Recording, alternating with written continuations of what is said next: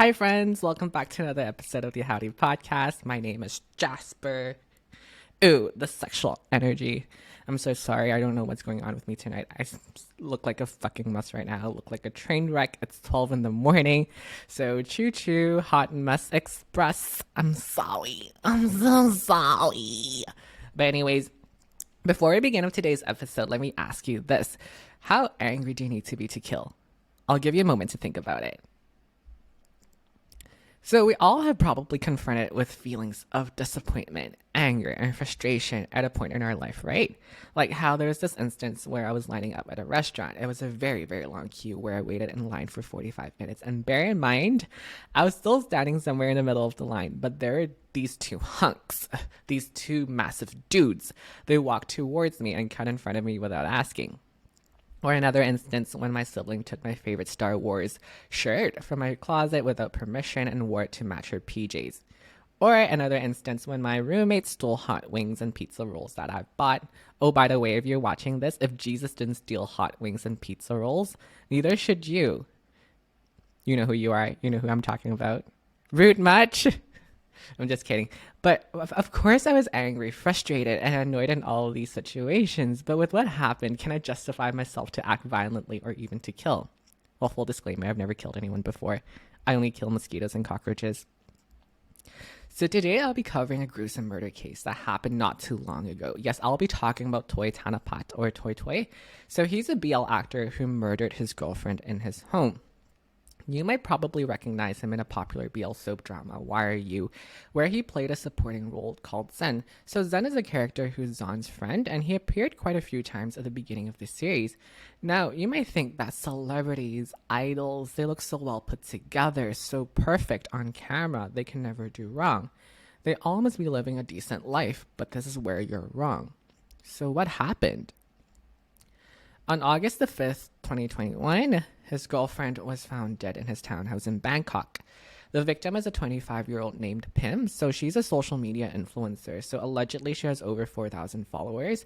So if you go on her Instagram, it's full of glossy posts. You can really tell she's living the life that everybody wants. What we don't know is that under the surface of all that, she was a victim of physical abuse from her ex-lovers. As a result, she was diagnosed with bipolar disorder and depression. She had posted pictures on her social media platform before with facial injuries from the physical assaults. So why did I mention this? Well, this is pertinent to the rest of the story of how she was murdered. So please don't exit if you're interested in knowing what happened next. So according to the police reports, she died from multiple stab wounds to her chest and body, 2 deep wounds through the lungs, 1 wound to the neck, and more wounds in the chest. This was concurred by the autopsy reports that she died from a thoracic trauma due to stabbing, indicating more than 20 wounds to the chest. So for those of you who don't know what severe thoracic trauma is, in simple terms, it's damage to the chest. In the chest, we have vital organs like the heart and the lungs. So if they're damaged, we begin to lose functions for blood circulation and breathing, which are very important for staying alive. So damage to the chest often results in most likely in chest pain and shortness of breath or difficulty in breathing. So direct penetration to the lungs or the heart is life-threatening and usually causes death during the first minutes or hours after the trauma. In other words, she died a really, really painful death. Rest in peace. I'm so sorry that happened to you. So before I continue, let me just have a sip of water first. If you know me, I always have things in my mouth on and off camera. That's TMI, but don't you feel like we're bonding now that you guys get to know a little bit more about me? But anyways, so back to the story. Now, previously I've mentioned about how she suffered from bipolar disorder and depression, right? So this gets quite interesting because a few Thai media outlets, they have made claims suggesting the wounds on the victim can either be self-inflicted or from past physical assaults because she had a history for both. So while many argue that the autopsy report was actually referring to stabbing of where the wounds were found, however, the report is unclear whether all the wounds were deep cuts or not. No one really knows whether all those 20 wounds were actually from the stabbing or they were from past physical abuse or self-inflicted. But what we do know is the fact that she had 2 lethal deep wounds through the lungs and 1 wound to the neck, which ultimately led to her death. But even if he did stab her 20 times, I can't imagine how she can still be a threat after wet stab number 19. To me, it is absolutely horrifying. I don't know about you, but there is no way in hell 20 stabs is considered an act of self-defense anymore, right? Right? So allegedly, he called the police on his arrest after killing the victim. There were speculations that he did it out of a guilty conscience, while others think that he took the opportunity to fabricate a story to prove his innocence and claim it to be an accident because there are no eyewitnesses, by possibly blaming on the victim's mental health problems. So when the police arrived at the crime scene, they described Toy Toy. He was panicking. He was really, really scared and was found next to a 5-inch long fruit knife covered in blood. During questioning, he told the police that he was drinking beer with his girlfriend. They went up to the bedroom and had a quarrel about his work in the entertainment industry. So the victim told him to pack his belongings and leave the house. Allegedly, there were a few sources reported that they only dated for a month, but their relationship was going through a rough patch.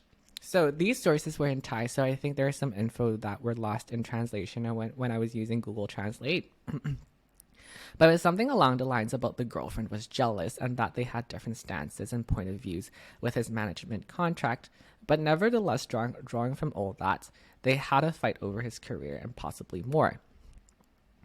The victim continued to be angry and she went into the kitchen and came back with a knife, and he told the police that he feared that she might hurt herself, so they fought over the possession of the knife. So during the struggle, he accidentally stabbed the victim in her chest. Now, the thing is, I just find this a little bit odd. Why he attempted to take the knife from her in the first place and not immediately called the police. For me, if I were in a situation where someone points a knife at me in my own home, I would choose to think of a way to defend myself first and not get stabbed. And then fucking run. Like, I would fucking run out of the house, right? But I guess it also depends on the distance, how close of a proximity the person is to me. It's very interesting because apparently it's been tested. Even trained policemen that carry a gun daily can usually not draw and shoot in time to do anything, but take one onto the gut.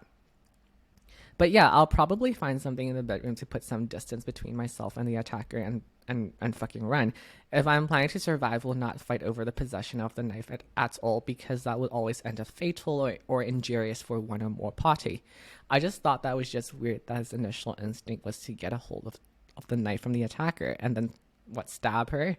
So I'm just like, what were you thinking, man? What were you thinking? So in a way, for many, it is a red flag to his whole testimony. Interestingly enough, through surfing the internet, I found his last message to his friend after stabbing his girlfriend was translated to, "I stabbed her without thinking because she threatened to hurt my family." I think that it's becoming very clear that he has full intentions to stab the victim in the first place. Now, the cops, they ain't dumb. They're not stupid.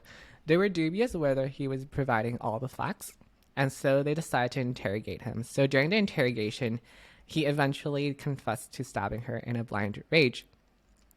So he was detained at Miniburi Provincial Prison, and allegedly he tried to apply for bail 3 times, but the court denied all bail requests because it was a serious case which carries severe penalties, and they were concerned that the suspect may take flight if released.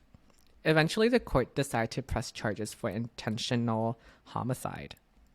So you might be wondering, why do some people do that? Well, I found this really, really interesting article which explains the human emotions and our impulses to act violently when angry or frustrated. So pretty much it's been proven that there's a strong association between certain emotions which are highly associated with acting violently related to pride, jealousy, lust, resentment, and anger. So many research reveals that the emotion anger will most likely lead to violence, including homicide, aggravated assault, rape, domestic violence, and bullying. So when we consider anger, we see it as an active emotion fueled by a chemical called adrenaline. So most often anger demands action, and violence provides a cathartic release to the adrenaline-fueled demand for anger. This simply means that anger can be an intoxicant like alcohol that alters mental state of a person and drive them to commit terrible acts that they won't do under normal circumstances. Significantly, the person who strikes in blind rage often cannot explain their own violent behavior after the fact. Similarly to Toy Toy's case, he did admit that he couldn't control his emotion and ended up stabbing the victim without thinking. But personally, I think he might have attempted to defuse the situation by trying to get possession of the knife from the attacker. But I think during their struggle, it seemed that the girlfriend or the victim was continuously berating Toy Toy, which obviously triggered him, and it turned anger into action. So I do think at that point he had full intention to stab her. So there's a saying, right? And I think it's so true. Don't judge a book by its cover. Some people, even celebrities, are very different off camera than on camera. There's a lot more to a person than meets the eyes. In this case, it truly exemplifies of what some people are capable of doing when they are angry or frustrated. And even celebrities can commit such a horrifying crime. So the latest update was that he had a virtual hearing where he pled not guilty to his charges, which was held last November, I believe.